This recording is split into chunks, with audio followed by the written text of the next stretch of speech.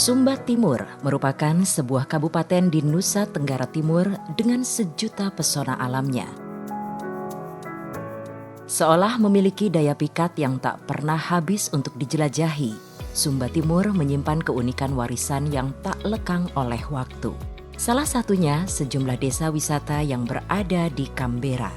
Canberra sendiri merupakan sebuah kecamatan di Sumba Timur dengan 7 kelurahan dan 1 desa di dalamnya.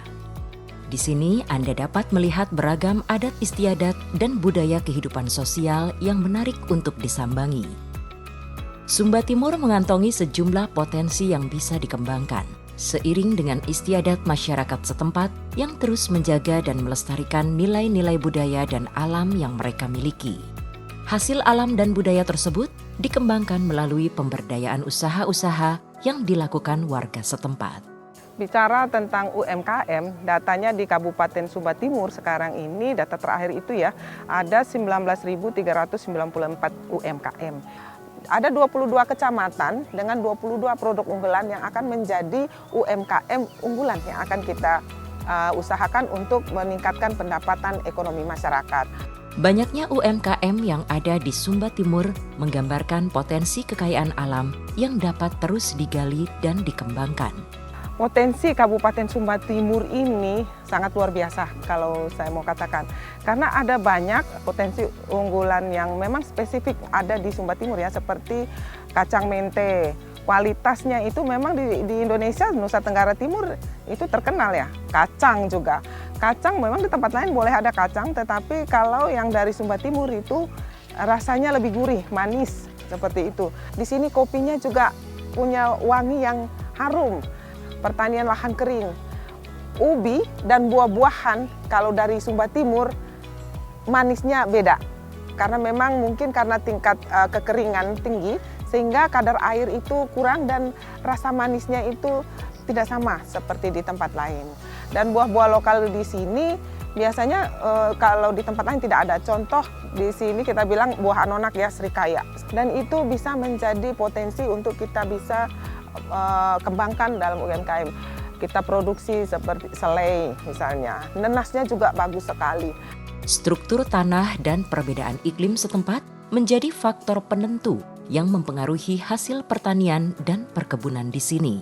Sehingga hasil bumi yang diperoleh kerap memiliki rasa berbeda serta mampu diolah dengan baik demi tingkatkan daya agribisnis Sumba Timur. Pemerintah daerah mempunyai program terintegrasi dengan pariwisata. Di sini kita berdiri dengan latar belakang wilayah kampung ya, kampung agrowisata, di mana seluruh potensi yang ada di sini, termasuk pemandangannya, lalu ke aktivitas masyarakatnya, pertaniannya, perikanan daratnya, peternakan, sehingga ini menjadi juga jualan kita keluar yang mungkin tidak ada, bukan mungkin ya, memang tidak ada landscape kita juga dengan savana yang seperti ini. Sangat mengajak orang untuk datang dan datang lagi. Jadi rinduku pada Sumba itu tidak sekedar puisi. Salah satu kampung wisata yang ada di Kecamatan Canberra ini adalah Kampung Raja Prailiu. Menapakkan kaki di sini tidak hanya disuguhkan dengan wisata alamnya yang indah, namun juga budayanya yang masih kental. Daya tarik dari tradisi budaya yang dilakukan masyarakat asli Prailiu ini memiliki keberagaman. Di antaranya anyaman tikar. Anyaman tikar merupakan salah satu benda seni primitif yang masih dilestarikan masyarakat Kampung Prailiu. Anyaman tikar ini terbuat dari bahan daun pandan dan lontar yang dianyam sehingga membentuk sebuah tikar.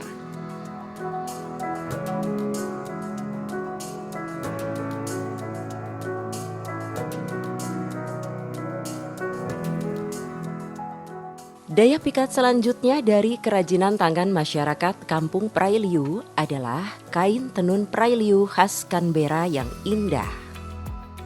Keunikan yang lain seperti tenunannya. Tenunannya ini sudah terkenal sampai ke tingkat dunia.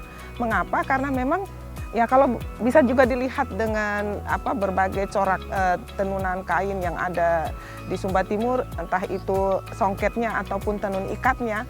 Tidak hanya gambarnya yang cantik, tetapi itu menceritakan. Gambar itu bercerita tentang sejarah hidup dan kehidupan masyarakat Sumba. Jadi mulai dari lahir, uh, sampai pada kematian itu bisa dilihat dari kain tenun yang kita bisa lihat ya. Mengunjungi kampung wisata budaya Prailiu, Anda akan berkesempatan melihat proses pembuatan kain tenun yang terbilang rumit.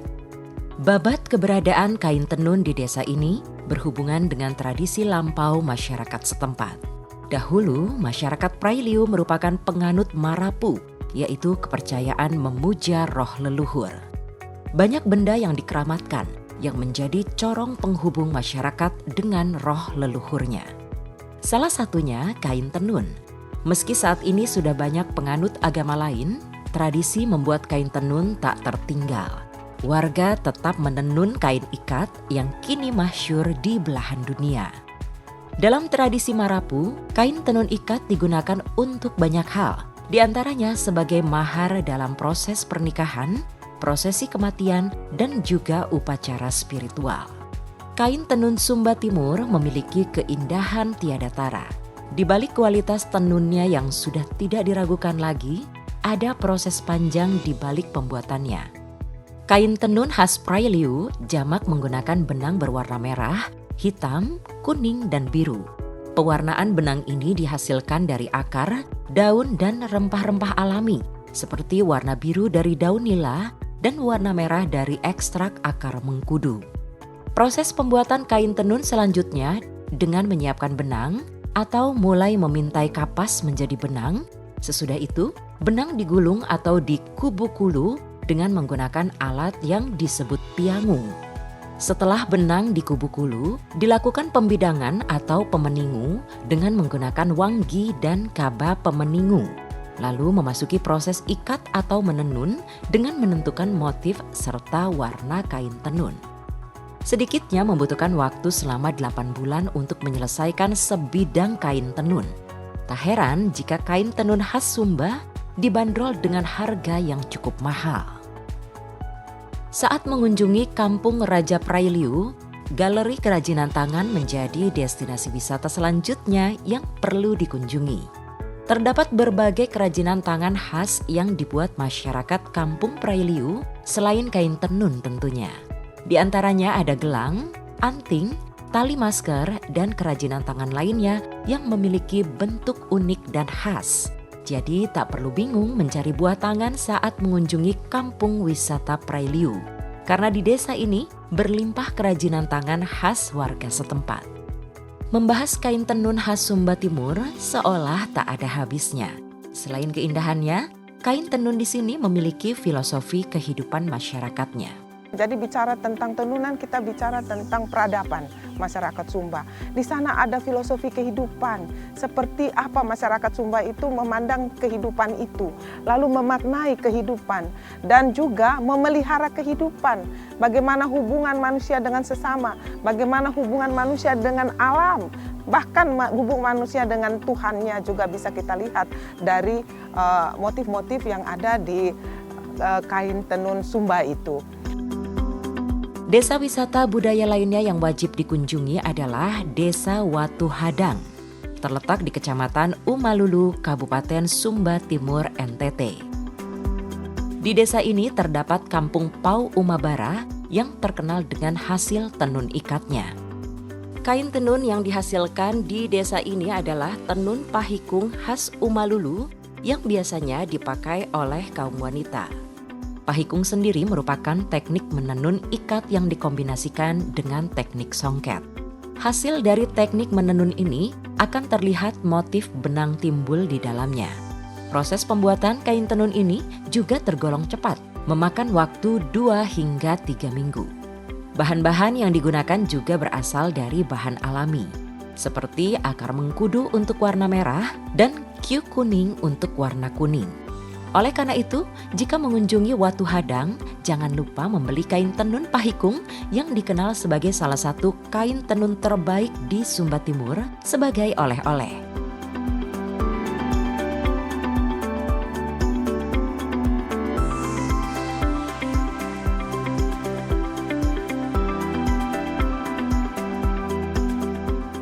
Pemerintah daerah setempat terus mendukung keberlangsungan UMKM yang ada di Sumba Timur dengan memberikan pelatihan dan mengedukasi warga tentang kemajuan teknologi, upaya mempermudah lajunya distribusi penjualan, serta terus memperkenalkan UMKM Sumba Timur ke penjuru dunia.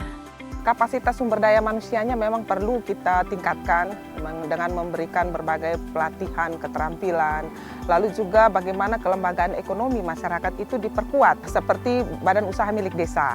Nah, ini diperkuat sehingga pemasaran itu dan juga pengadaan berbagai bahan baku bisa diadakan melalui lembaga-lembaga ekonomi di desa. Lalu juga kerjasama dengan perusahaan daerah kalau masyarakat mulai belajar untuk bagaimana memasarkan produk ini secara online. Jadi e-commerce itu menjadi tuntutan sekarang. Jadi diharapkan masyarakat tidak gaptek, ya, tidak gaptek. Jadi mereka pintar untuk melakukan pemasaran atau perdagangan dengan memanfaatkan teknologi seperti itu. Nah, itu memang tantangan untuk kita saat ini agar UMKM kita bisa lebih maju.